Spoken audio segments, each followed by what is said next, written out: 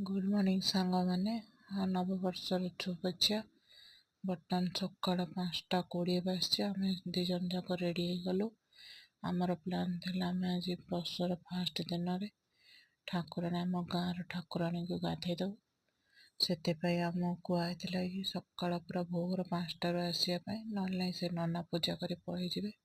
ଠାକୁରାଣୀ ଗାଧେଇ ଆମେ ଆସି ପହଞ୍ଚିଗଲୁ ବର୍ତ୍ତମାନ ଆମ ଗାଁର ଠାକୁରାଣୀ ମନ୍ଦିରରେ। ଆଉ ଆମେ ଫାଷ୍ଟ ଆସିଛୁ।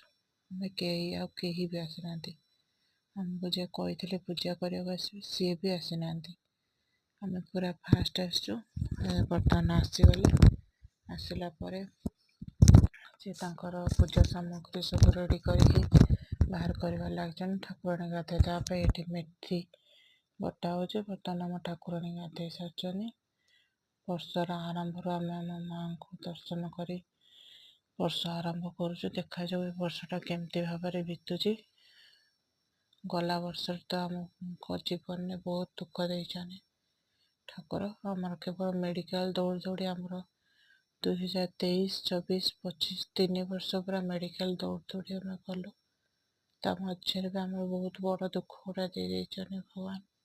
ସେଥିପାଇଁ ଆମେ ପୁରା ଭୋରୁ ଆଜି ଆଗ ମାଆଙ୍କୁ ଦର୍ଶନ କଲୁ। ଦେଖାଯାଉ ବର୍ଷଟା କେମିତି ବିତୁଛି।